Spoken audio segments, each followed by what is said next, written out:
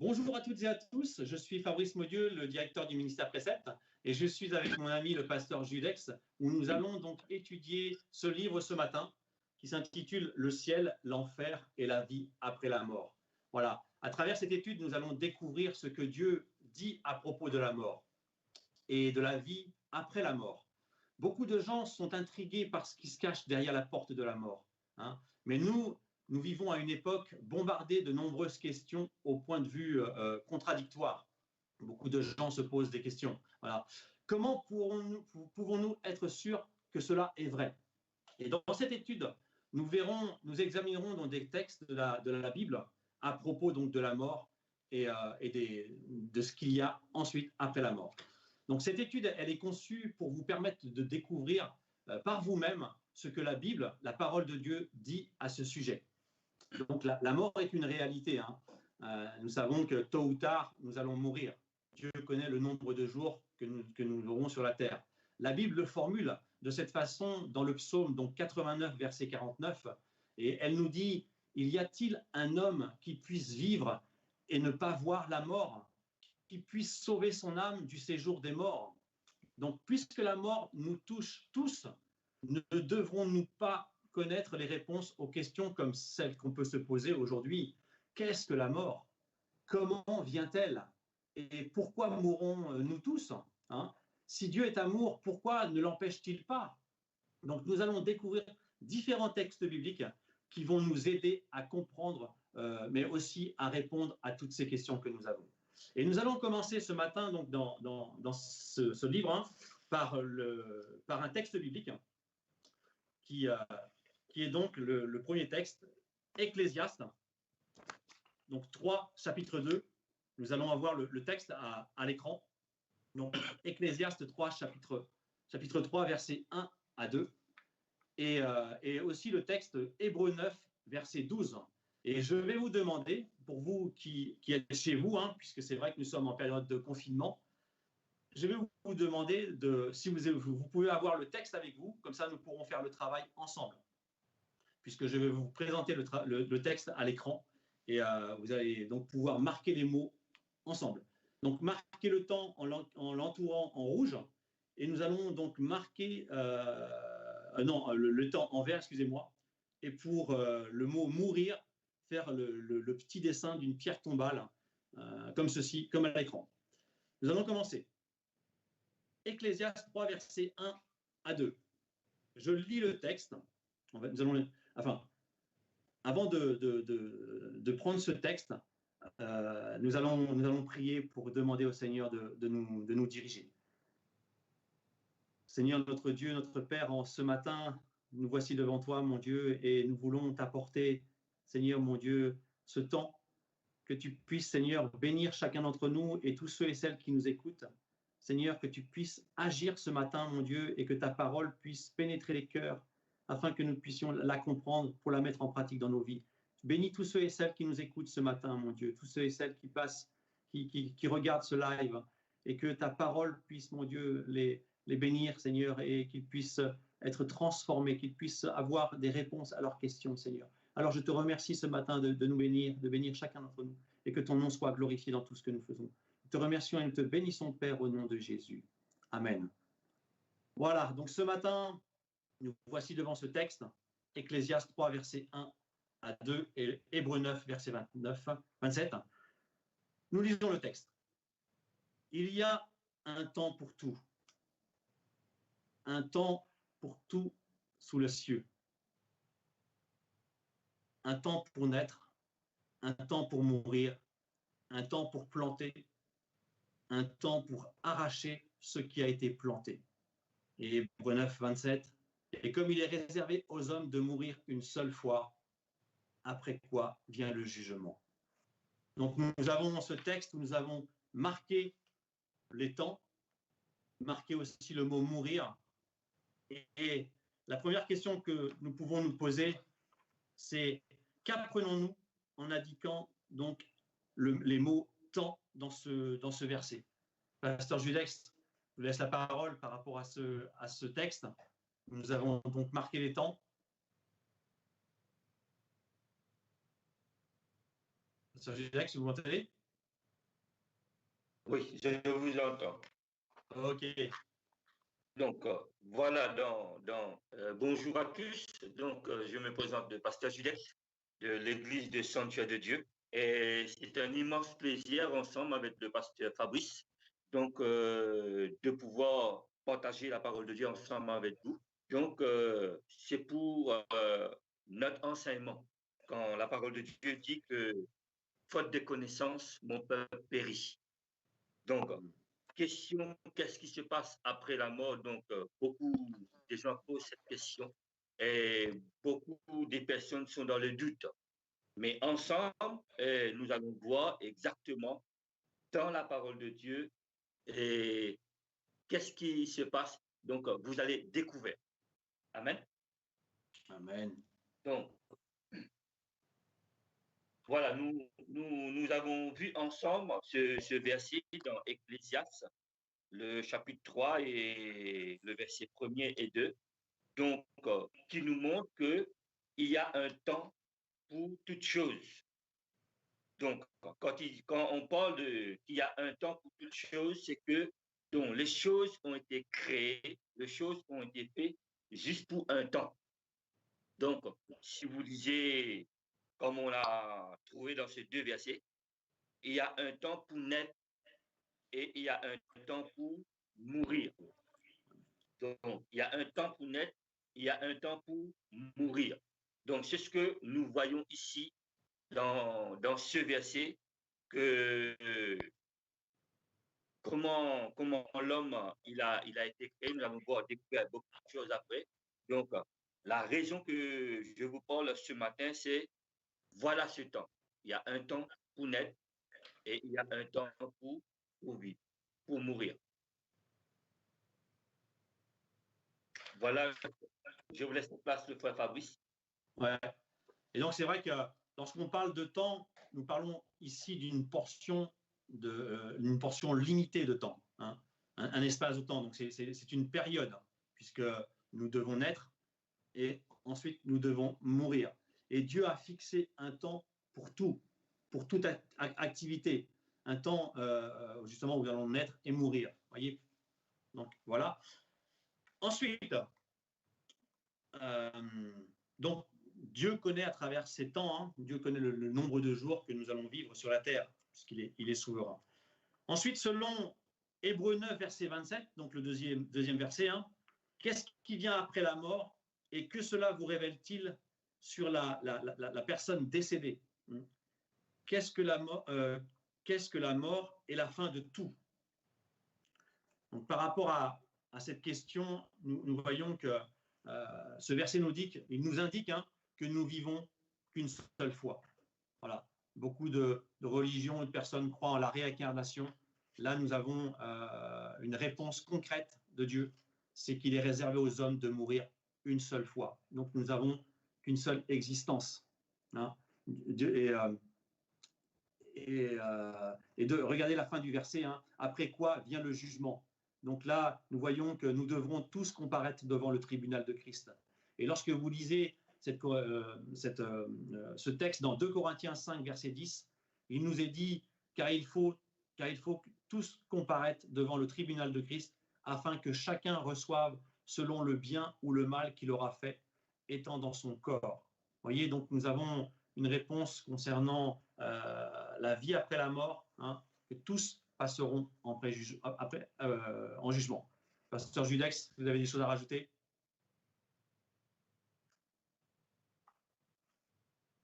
Donc voilà, c'est justement ce que vous avez dit là, donc le verset hébreu, c'est la même chose que j'ai, le Hébreu 9, 27 et Corinthiens.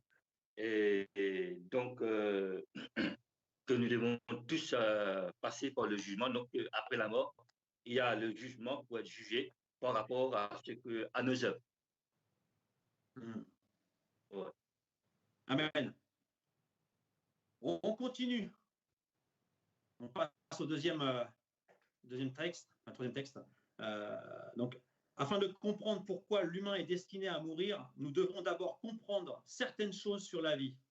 D'où vient la vie? Et pour cela, nous allons donc étudier ce nouveau texte, hein, Genèse 2, versets 7 à 9. Et nous allons donc marquer tout ce qui fait référence dans le texte à l'Éternel ou à Dieu par un triangle. Alors pourquoi le triangle? Parce que c'est la Trinité. Hein, Dieu le Père, Dieu le Fils, Dieu le Saint-Esprit. Donc les trois côtés et par le triangle. Voilà. Nous allons ensuite souligner dans le texte l'homme ainsi que le pronom, donc c'est. Et puis, il est question d'arbres dans ce texte, donc nous allons encadrer les arbres qui sont spécifiquement mentionnés. Voilà, on y va. Donc, Genèse 2, versets 7 à 9. J'y vais. L'Éternel, vous voyez que le triangle se met en place, hein, l'Éternel Dieu forma l'homme de la poussière de la terre.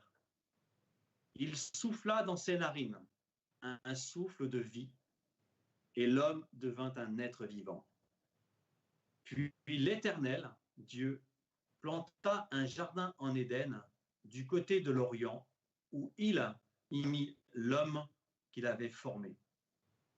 L'Éternel, Dieu, fit pousser du sol des arbres de toute espèce, agréables à voir et bons à manger, et l'arbre de la vie, au milieu du jardin, et l'arbre de la connaissance du bien et du mal. Voilà, donc nous voyons ce texte avec les mots-clés donc marqués hein, concernant l'Éternel, concernant l'homme et concernant les arbres. Et donc, nous allons passer à la première question. Qu'apprenons-nous sur l'Éternel Dieu dans ces versets? Donc c'est facile, hein, nous le voyons où il est placé puisqu'il y a les triangles. Donc, Pasteur Judex. Oui. Donc, voilà ce que nous apprenons dans ces versets. Donc, le verset 7 nous montre que la première chose, que l'Éternel Dieu forma l'homme de la poussière de la terre. Donc, ça, c'est un premier étape que nous apprenons maintenant, c'est que Dieu a formé l'homme de la poussière de la terre. Et deuxième chose, ce que nous apprenons, c'est que là, nous voyons que l'homme, quand Dieu a formé l'homme avec la poussière de la terre, donc l'homme était un être, un masse de terre sans vie, sans vie. Et quand on continue à lire, donc le verset 7, c'est Dieu, souffla dans ses narines, l'homme, un souffle de vie, et l'homme devient un être vivant. Donc, voilà comment ce masse de terre, donc, que Dieu a formé l'homme. Donc, voilà comment est-ce qu'il est devenu un être vivant, c'est lorsque Dieu a soufflé dans ses narines. Donc, c'est ce que nous apprenons dans le verset 7. Et puis, nous allons voir que l'Éternel, donc, plaça l'homme dans le jardin, à côté de l'Orient. Et c'est ce que l'Éternel a fait. Et le verset 9, nous voyons que l'Éternel plaça l'homme dans le jardin et l'Éternel fait pousser toute arbre de toute espèce, l'arbre de vie et l'arbre de la connaissance du bien et du mal. Voilà donc ce que nous apprenons dans ces versets. Amen. Amen. Et c'est vrai que lorsque nous regardons par rapport à la science, hein, lorsque nous examinons donc le corps humain, là j'ai une liste de tous les éléments que comporte le corps d'un être humain, et nous voyons qu'il y a beaucoup d'éléments hein, qui font partie de la terre. Hein. On parle de magnésium, on parle de sodium, de soufre, voilà, de silicium, d'étain. Voilà, il y a tous ces éléments qui font partie du corps humain, donc qui a été tirés de la terre. C'est prouvé scientifiquement. Alléluia. Eh bien, on va continuer. La prochaine question, c'est bien que cela rende. Prochaine question. Que vous disent ces versets sur la relation entre l'Éternel Dieu et l'homme? que représente-t-il l'un pour l'autre? Nous voyons que Dieu a créé l'homme, hein, il lui a donné la vie, et nous voyons que nous avons affaire au Créateur face à sa créature. Et c'est comme si aussi Dieu donnait naissance à un fils.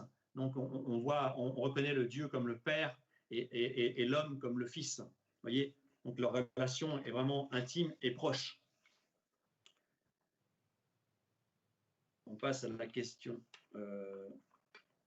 Donc voilà. Et on remarque aussi dans ce texte qu'il y a deux arbres. Enfin, il y a plusieurs arbres, hein, puisque l'homme, Adam et Ève, pouvaient au départ manger des fruits, le fruit des arbres.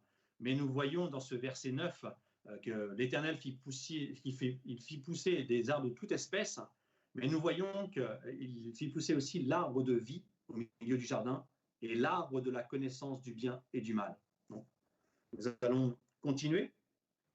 Prochain slide. Là, on continue donc le chapitre 2, du verset 15 au verset 17, et nous allons souligner dans ce texte chaque référence à l'homme, incluant donc le pronom tu. Et on va indiquer chaque occurrence ou chaque référence au mot mourra par une pierre tombale en rouge. Genèse 2, versets 15 à 17. Alors, l'Éternel Dieu prit l'homme et le plaça dans le jardin d'Éden pour le cultiver et pour le garder. L'Éternel Dieu donna cet ordre à l'homme: tu pourras manger de tous les arbres du jardin, mais tu ne mangeras pas de l'arbre de la connaissance du bien et du mal, car le jour où tu en mangeras, tu mourras. Donc là, nous voyons un ordre de l'Éternel pour l'homme. Et la question que je peux vous poser ce matin, c'est: qu'apprenez-vous en indiquant les références à l'homme dans ce texte? Pasteur Judex, je vous laisse répondre. Oui, donc ce que nous apprenons concernant l'homme dans ce texte, donc c'est que l'homme a été placé dans le jardin pour cultiver et le garder, dans le verset 15, donc pour cultiver et le garder. Et donc, dans le verset 16, nous apprenons que l'homme reçoit l'ordre de l'Éternel de pouvoir manger tous les fruits du jardin.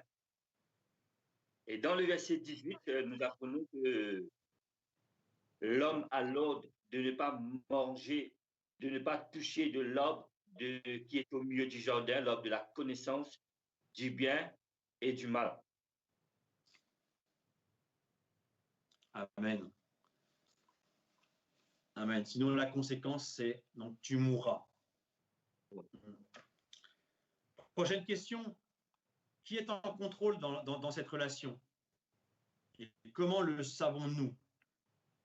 Donc, nous voyons que, bien sûr, Dieu est au contrôle, puisque c'est lui qui créa le ciel, la terre, qui créa l'homme et qui créa aussi les arbres, qui planta les arbres. Et nous voyons que l'homme est sous le contrôle de Dieu. Hein. Donc Dieu va lui donner cet ordre. Il pourra manger donc de tous les arbres, les fruits des arbres du jardin, sauf de l'arbre de la connaissance du bien et du mal. Et la conséquence sera la mort. Quelle serait donc la conséquence de l'homme s'il désobéissait à Dieu? Ce serait la mort. Voilà. On va continuer. Donc là, nous apprenons les deux arbres mentionnés dans la Genèse, donc de 2:9, duquel Adam fut-il spécifiquement donc averti de ne pas manger. Donc nous voyons que c'est l'arbre de la connaissance du bien et du mal et l'arbre de la vie. On continue. Donc une petite note qui est très très intéressante. Donc dans Genèse 2:17, que le concept de la mort est introduit pour la première fois dans la Bible. On en parle pour la première fois. En hébreu, la langue dans laquelle l'Ancien Testament a été écrit, la mort signifie expier, hein, et décrit le moment où l'homme quitte son corps physiquement. La mort physique apporte une séparation entre le corps et l'âme. Lorsque le corps expire et que l'homme expulse son dernier souffle de vie, le corps retourne alors à la terre, à la poussière. Donc, Genèse 3, 19 nous le dit, hein. L'homme meurt physiquement, mais son âme, la partie donc de son être insufflée par Dieu, vit éternellement. Donc il y a une séparation entre le corps, l'âme quitte le corps et le corps devient donc inerte, mort et retourne à la poussière. Nous allons passer au texte suivant. Donc, Genèse 3, versets 1 à 10. Donc, dans ce texte, nous allons indiquer toutes les références au serpent. Et pour cela, nous allons faire ce petit symbole, une petite fourche, hein, en marquant le serpent et tous ses pronoms. On va continuer à marquer donc Dieu dans le texte, hein, par un triangle. Et tout ce qui concerne la femme, son mari, hein, ainsi que tous les pronoms, nous allons donc les souligner et continuer à placer donc une petite pierre tombale sur le mot mourez. Alors, Genèse 3, versets 1 à 10. Donc, alors, j'y vais. Le serpent était le plus rusé de tous les animaux des champs que Dieu avait fait. Il dit à la femme, Dieu a-t-il réellement dit, vous ne mourrez pas? Vous ne mourrez pas. Non, excusez-moi. Vous ne mangerez aucun des fruits de l'arbre du jardin. La femme répondit au serpent, nous mangeons du fruit des arbres du jardin, mais quant au fruit de l'arbre qui est au milieu du jardin, Dieu a dit, vous n'en mangerez point. Et vous n'y toucherez point, de peur que vous ne mouriez. Alors le serpent dit à la femme, vous ne mourrez point, mais Dieu sait que le jour où vous en mangerez, vos yeux s'ouvriront et que vous serez comme des dieux, connaissant le bien et le mal. Prochain. La femme vit que l'arbre était bon à manger et agréable à la vue, et précieux pour ouvrir l'intelligence. Elle prit de son fruit et en mangea, et en donna à son mari qui était auprès d'elle, et il en mangea. Les yeux de l'un et de l'autre s'ouvrirent. Ils connurent qu'ils étaient nus, et ayant cousu des feuilles de figuier, ils s'en firent des ceintures. Alors ils entendirent la voix de l'Éternel, Dieu, qui parcourait le jardin vers le soir. Et l'homme et sa femme se cachèrent loin de la face de l'Éternel, Dieu, au milieu des arbres du jardin. Mais l'Éternel Dieu appela l'homme et lui dit, où es-tu? Il répondit, j'ai entendu ta voix dans le jardin et j'ai eu peur parce que je suis nu et je me suis caché. Donc nous voyons dans ce texte tous les mots-clés qui ont été marqués, hein. Nous voyons où est placé le serpent, où est placé donc Dieu, ainsi que l'homme et la femme. Et la première question donc, qu'on peut voir, c'est quelle était la perspective du serpent en ce qui concerne la conséquence de désobéir à Dieu, hein? Comment a-t-il répondu lorsque la femme lui a dit pourquoi elle ne pouvait pas manger de l'arbre de la connaissance du bien et du mal? Donc, pasteur Judex, je vous laisse la parole. Oui.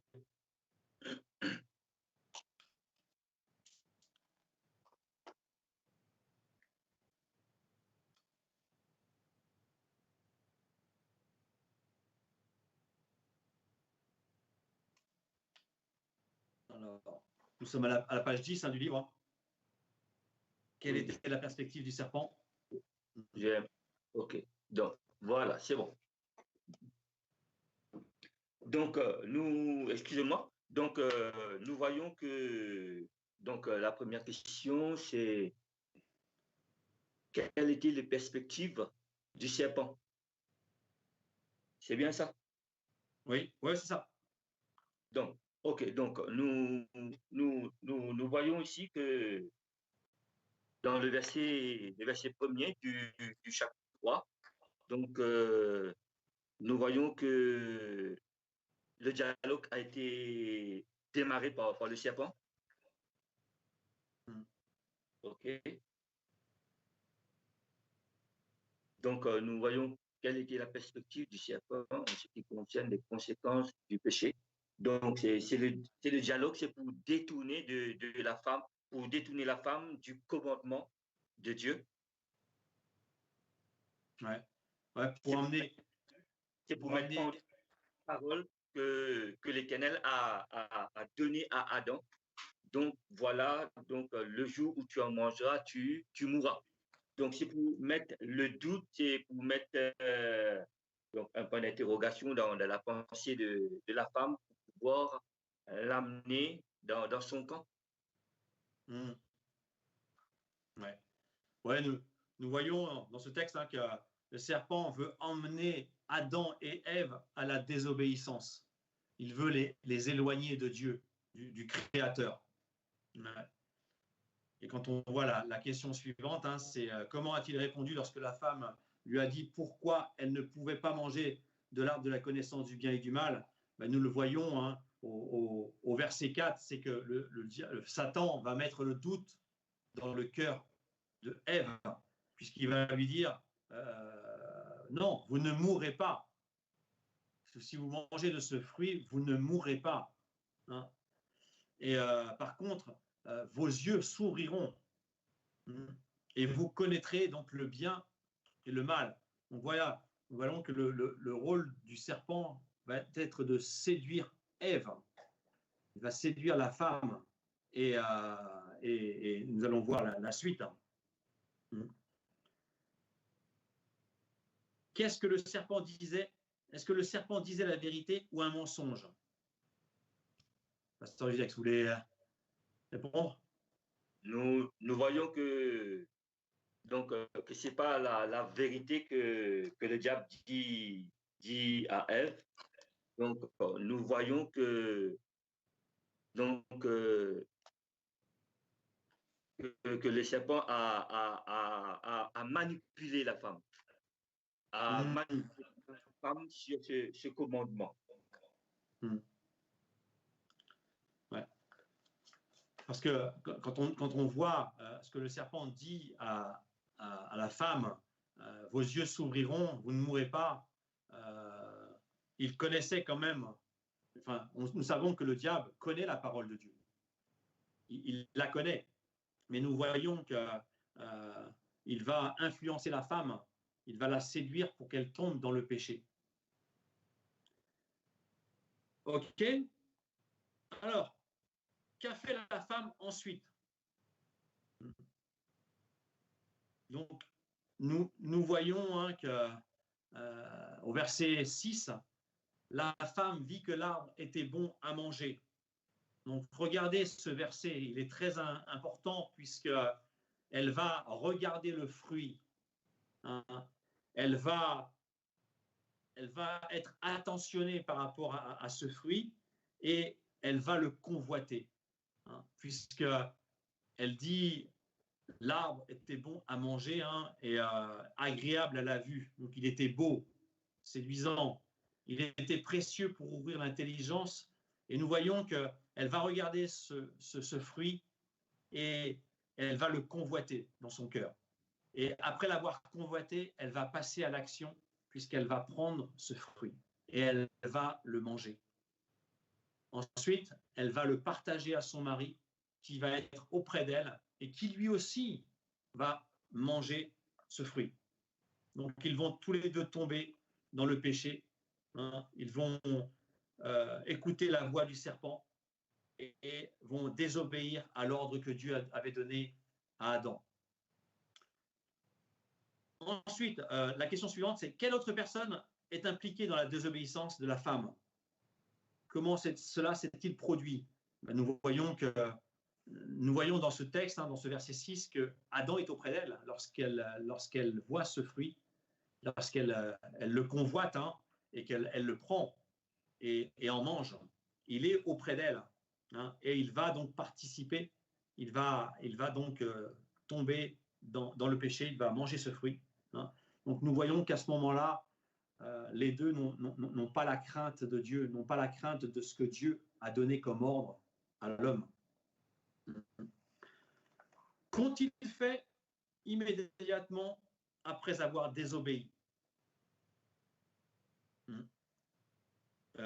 Avait-il donc, qu'avait-il de changé pour provoquer cette réaction de la part d'Adam et Ève? Je vous laisse la parole, pasteur Judex. Donc, nous voyons que après, dans le verset 6, après avoir désobéi, donc on prit le fruit, on mangea et donna aussi à son mari. Donc, nous voyons la première chose que la Bible déclare que les yeux de l'un et de l'autre s'ouvrirent. Okay? Les yeux de l'un et de l'autre s'ouvrirent. Et donc, et la première chose donc, qu'ils ont vue, c'est la nudité. Donc, c'est la nudité. Donc, la nudité qui représente la honte de faire du mal. Et aussi, il nous dit qu'ils ont cousu de feuilles de figue pour faire des ceintures, pour les couvrir. Donc, c'est ce que nous voyons dans le verset 7. Et le verset 8 nous montre aussi que donc, la désobéissance donc, nous fait fuir la face de l'Éternel, donc la face de Dieu, parce que donc, quand nous lisons dans le verset 8, donc, il nous dit qu'ils entendirent la voix de l'Éternel parcourir la terre. Donc, et quand ils ont entendu la voix de l'Éternel qui parcourait la terre, donc la Bible nous dit que l'homme et la femme se cachèrent devant la face de Dieu. Donc, ce qui nous montre que le péché donc, nous fait fuir la face de l'Éternel, nous fait fuir la présence de Dieu parce que nous avons la conscience accusée d'avoir désobéi à l'ordre divin. Amen. Amen, amen. Ouais. Donc, oui, nous voyons qu'ils vont fuir la face de Dieu. Et regardez ce que dit Adam. J'ai entendu ta voix dans le jardin et j'ai eu peur. Et pourtant, lorsque Dieu l'avait créé, il se trouvait devant lui et il n'avait pas peur. Et là, regardez, je suis nu et je me suis caché. Donc, il y avait, comme l'a dit le pasteur Judex, une honte. On continue.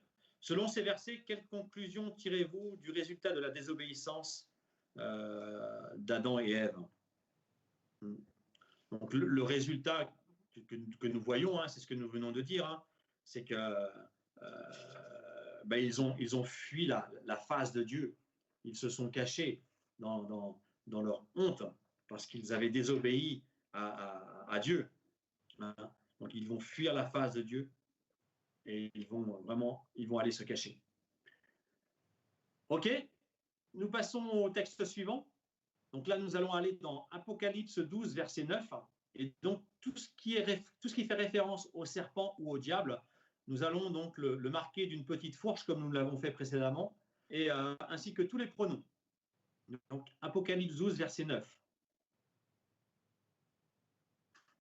Alors, il fut précipité, le grand dragon, le serpent ancien, appelé le diable et Satan, celui qui séduit toute la terre. Il fut précipité sur la terre, avec ses anges furent précipités avec lui. Nous avons aussi le texte de Jean 8, verset 44, parole de Jésus. Vous avez pour père le diable, et vous voulez accomplir les désirs de votre père.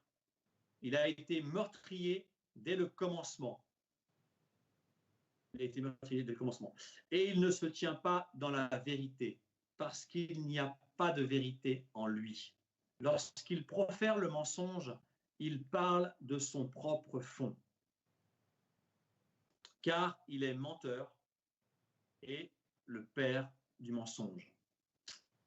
Alléluia. Alors, par rapport à ce texte, qu'apprenons-nous sur le serpent dans ces versets? Il est votre ennemi, il est notre ennemi, et nous devons savoir tout ce que Dieu dit à son sujet. Donc, Pasteur Judex, je vous laisse la main.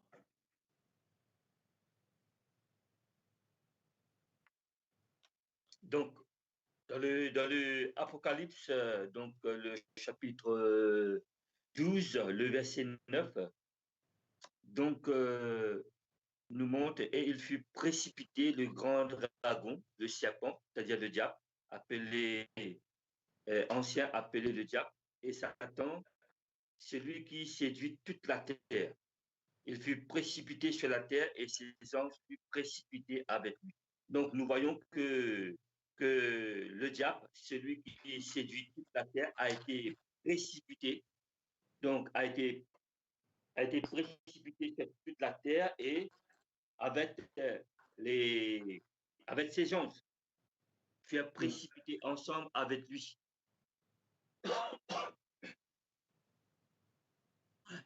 Ok. Donc nous le voyons, qu'il a plusieurs noms, le grand dragon, le serpent ancien. Pourquoi? Parce qu'il était à la création lorsque Adam fut créé, appelé le diable et Satan. Voilà. Et nous voyons, la Bible nous dit qu'il séduit toute la terre. Donc la terre aujourd'hui est sous sa domination. Mais nous voyons qu'il fut précipité donc du ciel, parce qu'au départ il fut créé pour aider Dieu dans le ciel. Et donc on voit qu'il fut précipité sur la terre, lui ainsi que tous ces anges, les anges déchus qui l'ont suivi, donc ils ont été précipités sur la terre. Verset 44, là c'est un dialogue entre Jésus et les pharisiens, et justement où Jésus va vraiment va être tranchant dans ses paroles. Pourquoi? Parce qu'il ne l'accepte pas comme fils de Dieu. Et donc là, ils vont recevoir ces paroles que Jésus leur donne. Amen. Alors, prochaine question, quelle vérité voyez-vous dans ces versets qui se rapportent à ce que vous avez appris dans Genèse? Quelle est la nature de cet ennemi, l'ennemi des hommes, ce serpent, le diable? Nous apprenons que par rapport à ce texte, que c'est un meurtrier, qu'il est menteur. C'est aussi un séducteur, puisqu'il a séduit Ève afin qu'elle tombe dans le péché, elle et son mari. Donc nous devons faire attention, parce que nous voyons qui est le diable, comment il agit pour pouvoir nous faire chuter, pour nous enlever, pour nous faire désobéir à ce que Dieu nous demande de faire, pour nous éloigner de la présence de Dieu. Voilà. Ok, on continue, prochain passage. Genèse 3, versets 17 à 19. Donc là, on va regarder ce que Dieu dit à Adam après donc qu'il s'est joint à Ève en mangeant donc le fruit de l'arbre de la connaissance du bien et du mal. Et donc dans ce texte, nous allons toujours marquer d'un triangle tout ce qui concerne Dieu, ainsi que ses pronoms, et souligner donc toutes les références à Adam, ainsi que le pronom tu. Voilà, Genèse 3, 17 à 19. Donc, alors, il dit à l'homme, puisque tu as écouté la voix de ta femme, et que tu as mangé de l'arbre au sujet duquel je t'avais donné l'ordre que tu n'en mangeras pas, n'en mangeras point, le sol sera maudit à cause de toi. C'est ta force de peine que tu tireras la nourriture tous les jours de ta vie. Il te produira des épines et des ronces, et tu mangeras de l'herbe des champs. C'est à la sueur de ton front, de ton visage, que tu mangeras du pain, jusqu'à ce que tu retournes dans la terre, d'où tu as été pris, car tu es poussière, et tu retourneras à la poussière. Donc là, dans ce texte, qu'est-ce que nous apprenons sur Adam, hein?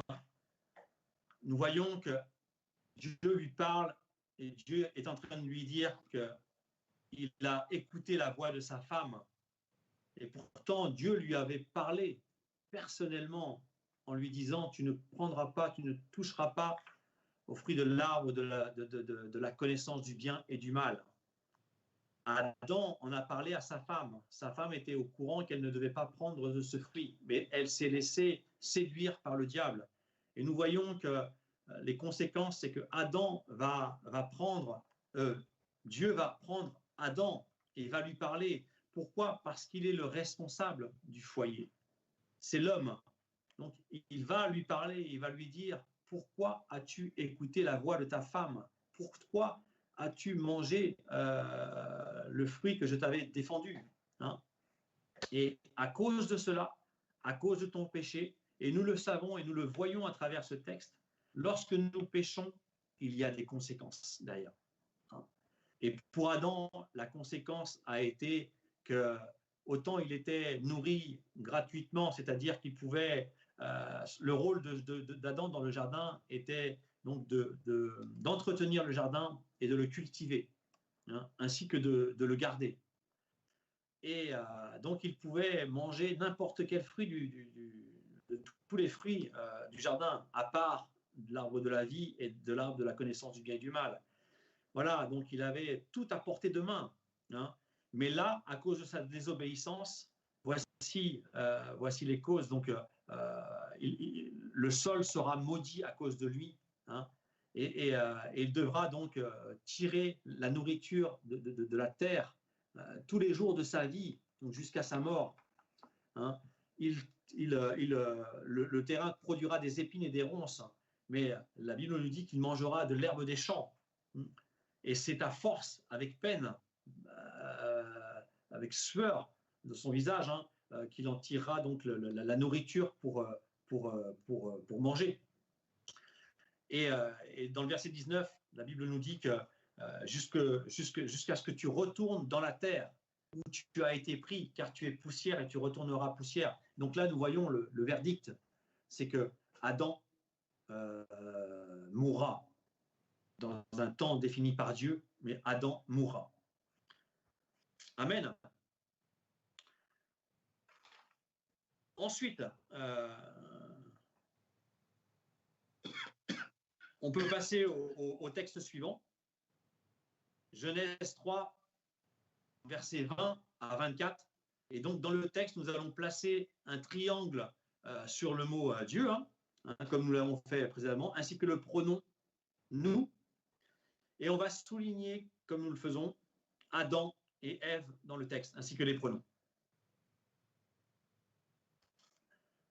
Genèse 3, donc 20 à 24. Adam donna à sa femme le nom d'Ève, car elle a été la mère de tous les vivants.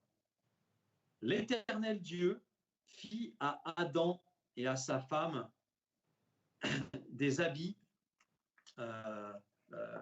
et il les en revêtit. L'Éternel Dieu dit, voici, l'homme est devenu comme l'un de nous,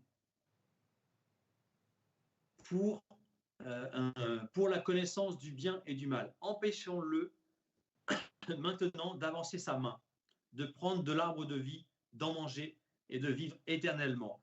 Et l'Éternel Dieu le chassa du jardin d'Éden pour qu'il cultivât la terre d'où il avait été pris.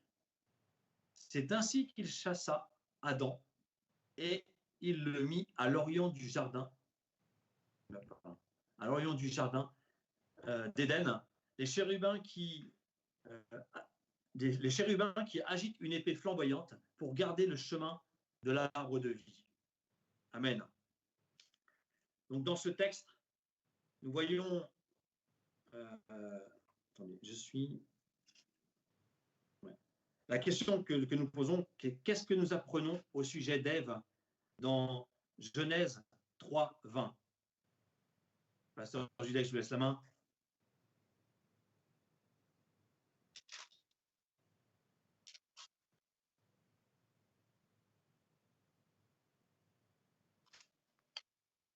Voilà, dans le livre de la Genèse, donc nous voyons que Adam donna à sa femme le nom d'Ève. Donc c'est maintenant que donc il n'avait pas de nom quand ils étaient avant de désobéir, il n'avait pas de nom. Donc là maintenant nous voyons que Adam donc donna le nom d'Ève à sa femme. Et nous voyons aussi que que Ève est devenue la mère de tous les vivants. Donc c'est ce que nous voyons dans le verset 20. Amen. Ouais. Donc une femme féconde. Ensuite, après qu'Adam et Ève avaient désobéi à Dieu, ils ont tenté de couvrir leur nudité avec des feuilles de figuier. Qu'est-ce que Dieu a fait? Donc là, nous voyons que Dieu a... Attendez, par rapport à la... Ouais. Dieu leur a donné comme vêtement une peau de bête, hein, puisqu'il va les couvrir, il va couvrir leur nudité. Nous voyons dans ce texte que Dieu va interdire l'accès à Adam et Ève du jardin parce qu'ils peuvent venir prendre le fruit de l'arbre de vie, hein, et vivre éternellement. Mais comme l'homme et la femme ont désobéi, ils sont pécheurs, ils deviennent pécheurs. Et Dieu ne voulait pas qu'ils puissent vivre éternellement. C'est pourquoi il va chasser Adam et Ève en dehors du jardin, hein, afin qu'ils cultivent la terre en dehors. Et Dieu va placer donc des anges, des chérubins, avec leur épée flamboyante devant l'entrée du jardin pour empêcher Adam et Ève d'entrer. Amen. Donc là, par rapport à la désobéissance d'Adam et Ève, la bénédiction qu'ils avaient, c'est-à-dire de pouvoir jouir de tous les fruits du jardin, hein, de vivre aussi éternellement et d'être dans la présence de Dieu, là se termine puisqu'ils sont chassés du jardin d'Éden, hein, et ils ne pourront plus y entrer. Ils devront donc vivre, c'est-à-dire cultiver la terre, hein, faire des efforts pour pouvoir se nourrir. Donc ça, c'est la conséquence de leur péché. Et nous allons passer au dernier texte, hein, puisque le temps passe vite. Nous arrivons à la fin de notre étude. Nous continuerons une prochaine fois. Et donc, le dernier texte que nous allons lire ce matin, c'est Genèse 5.5. Hein. Nous allons apprendre quelque chose sur Adam. Donc, on va continuer à souligner donc Adam, ainsi que le pronom « il ». Et nous allons mettre une pierre tombale, enfin rouge, sur le mot « mourut » dans ce verset. Genèse 5, verset 5, donc, nous dit « Tous les jours d'Adam, tous les jours qu'Adam vécut furent de 109 ans, de 930 ans, puis il mourut. » Donc là, nous voyons la longévité d'Adam. Hein. Voyons 930 ans. À l'époque, c'était une longue vie, puisqu'aujourd'hui, Dieu a limité le nombre d'années pour nous. Mais cet homme a vécu plus de 930 ans, alors qu'il était destiné à vivre éternellement avec sa femme, hein, dans le jardin d'Éden, d'être heureux dans la présence de Dieu. Et là, nous voyons que après ces 930 ans, Adam mourut, et comme le dit la parole, et son corps retourna à la poussière, d'où il avait été tiré. Et donc, ce matin, nous avons vu donc ces différents textes bibliques, hein, et vous avez pu participer avec nous en voyant donc ces slides et en pouvant faire le travail avec nous. Et vous avez pu voir donc les différents mots-clés, les différents personnages, et de voir où ils étaient placés dans le texte, afin de pouvoir donc découvrir qu'est-ce qu'on apprend sur ces mots, qu'est-ce qu'on a appris sur Dieu, qu'est-ce qu'on a appris sur Adam, et qu'est-ce que nous avons appris aussi sur le serpent, ainsi que Ève. Donc c'est très important, puisque la méthode précepte nous aide à justement observer un texte. Lorsque nous lisons la parole de Dieu, nous devons l'observer, nous devons l'examiner vraiment lentement pour pouvoir apprendre des choses sur les mots-clés. Ça peut être sur les personnages, ça peut être sur les lieux, ça peut être par rapport au temps. Vous voyez, donc il y a différents mots-clés que nous devons découvrir et étudier pour pouvoir mettre en pratique la parole de Dieu dans nos vies. Donc ce matin, je vous remercie à toutes et à tous de nous avoir suivis, hein, et je remercie aussi le pasteur Judex d'avoir pu ensemble étudier ces quelques versets bibliques, hein, et donc je vous dis donc à la prochaine fois, hein, pour cette continuité. Nous allons continuer donc cette étude du livre, donc le ciel, l'enfer et la vie après la mort, pour pouvoir répondre à toutes ces questions que nous avons concernant la mort et qu'est-ce qu'il y a après la mort.